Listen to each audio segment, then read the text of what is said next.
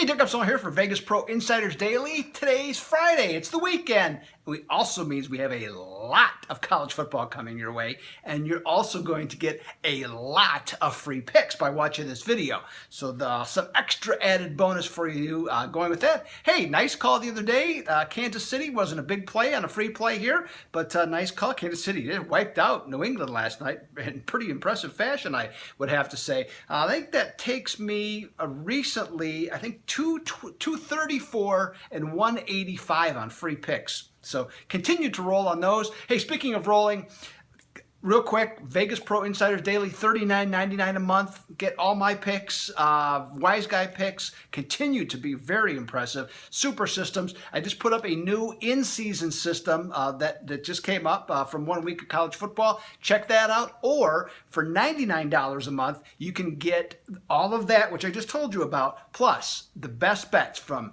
Kyle Hunter, Jim Mack, Dennis Macklin, who had the Chiefs also last night, and Sean Higgs. All right there for you. Check it out, VegasProInsidersDaily.com. Let's get to the free picks. Now, how we're going to do this, as we did last week, we have going to review from the other day the games that we had mentioned. I'm going to give you the free picks for those. But in addition, we have some new line moves that have occurred. So we're going to go through those first and then go back to those other games. So first up, we got Oregon as hosting Nebraska. Now, that game is going to be at Autzen Stadium, of course, and Mike Riley is very familiar with it, the Nebraska coach, because he used to be the Oregon State coach. So he's been there many times and played in those Civil War games also when he was there. Bettors, they took this game from Oregon, I should say, from -10 to -13.5. Now, to me, Oregon is still a mystery team. Got a new coach, seemingly a new attitude, talent's still there, but coming off a rough year and beating Southern Utah, not going to tell me a whole heck of a lot. Now, Nebraska, though, we do know, played rather poorly last week, especially on defense against Arkansas State. So I think there's some trepidation in regards to them. That's a lot of points. I mean, maybe it's justified, but you know what? I got a system that is 24-4 that says that Oregon will win, so I'm going to give should cover, excuse me, and so I'm going to go that direction in favor of them. Next up, we have an odd game, Wisconsin, Western Kentucky, and Illinois. Now, what's odd about that is the total. You don't see many games happen like this, where the total has gone from 60 all the way down to 51 with no weather-related issues, no injuries, at least none that I could find, had to do with this game. So in trying to figure this out, what I do know, about these teams, at least from what I've seen, Illinois is as bad as advertised. They look like they're going to struggle to score. Defense might be okay, but I'm not even sure about that. And Western Kentucky, Jeff Brom is now the coach at Purdue, not Western Kentucky anymore. So I just wonder if that offense is still going to be as strong. It certainly wasn't last week when they played Eastern Kentucky. And maybe they weren't all that motivated, and they'll be more motivated for a Big Ten team. We'll find out. But that's a huge drop in the total. I mean, geez, I was amazed when I saw that. You very seldom see 9-point drops, again, unless they're weather or player related. So, to me, the worst case scenario is 27 to 24 outcome. That's 51 points, where its current number. I think that's the worst case scenario. I like the over on this one. Next up, the Holy War. Utah, BYU, and BYU opened up at -1.5, and they have shot up all the way to a 3-point home underdog. Now, as to why, real simple. When Utah both teams left the Mountain West Conference, Utah got accepted to go to the Pac-12. In order to play in the Pac-12, they found out real quickly they needed better athletes, faster players all across the board, not giving up any size, mind you, because they had big enough players. They just needed more speed, and they've done that. And so in this series, what's happened, and as we saw last week, BYU is still struggling to get anything close to those types of players. They never got to midfield against LSU. Their wide receivers had no chance to get open because they have no separation skills. And I've been kind of tough on Tanner Magnum, their quarterback, but when watching, going back and looking at the game, he had nobody to throw the ball to. Not to say he's playing great, but he had nobody to throw the ball to. So Utah going up to a 3-point favorite, I have no problem backing that whatsoever. And yes, I understand the underdog in this series is 15-4 against spread, but Utah is also 8-3 and 9-2 against the number against BYU. I like the Utes in this one. So those are the 3 new games we have for you. So let's review now some of the games we had that we talked about the other day and give you some picks on those as well, okay?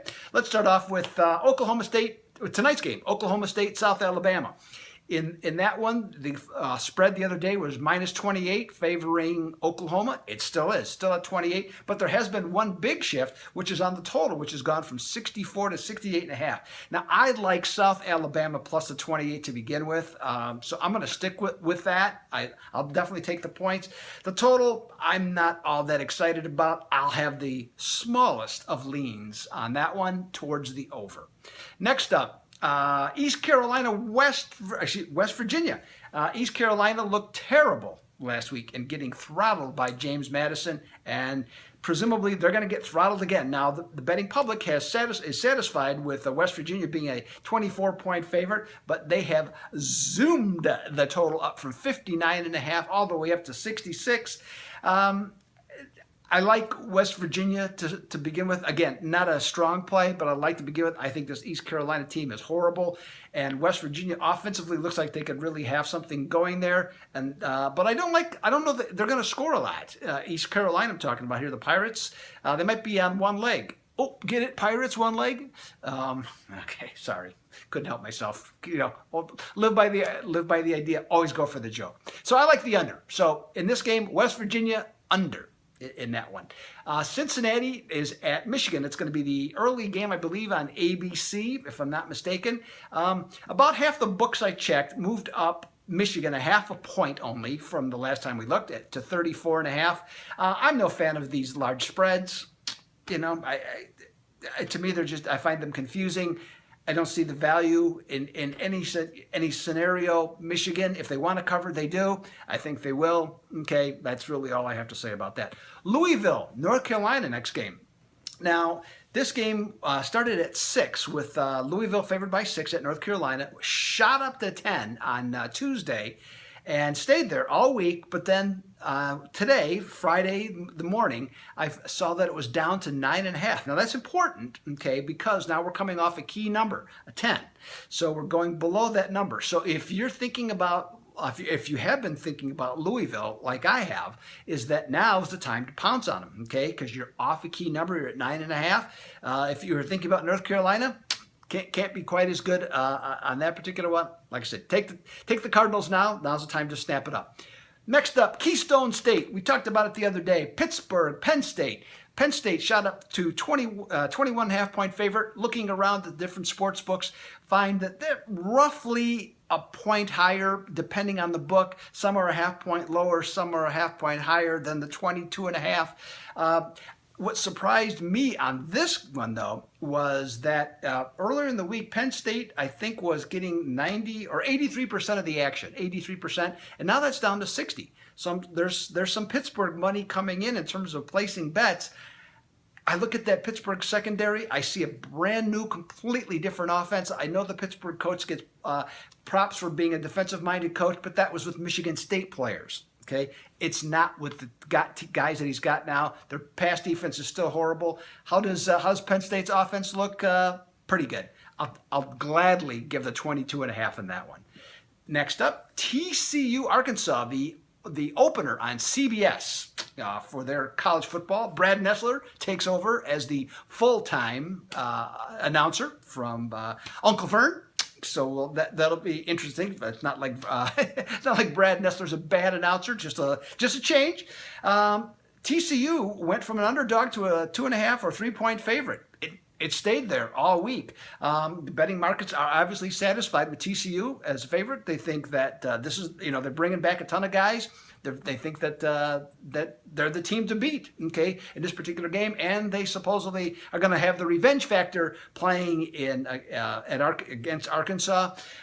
A lot of handicappers I know are also, okay, and even some what I would consider some sharp wise guys. They're also on TCU, the Horned Frogs. There's one guy that I know that's not me. Okay, I like Arkansas now +3. I'm on it. I got it. Okay, that's what we have for that one. So that's everything. I don't know. Like I said last week, I don't know how many free picks that is. It's a lot. Okay, so hopefully, like last week, we can have a bunch of winners. A lot of them. Okay. Now, one other thing I would like to mention to you too. This is up on the website, Vegas Pro Insider Daily website. If you're also interested in public wagering, what the public is like, and you like to bet against the public, I have on the website in this same article that I'm talking about here. I have the 5 biggest sides and totals that the public is on. So if that information of interest to you, check out the website Vegas Pro Insider Daily and do that. Now tomorrow I will have the NFL. I have no idea what time I will have that. Okay, I'll be busy in the morning. I'm going to try and watch some games, try and finish the article to go along with the video you saw the other day. So it'll come out. If you're a subscriber, okay, you'll get it. Okay, it'll come to you. If you're not, you should be, because then you don't have to wait around or look for it. Okay, real simple. Say, Doug Upstone, let's have a big college football weekend. Okay, I'm looking forward to it. I got a number of plays I really like, so let's see if we can get after it. So I hope you can do the same. So as of right now, I am out.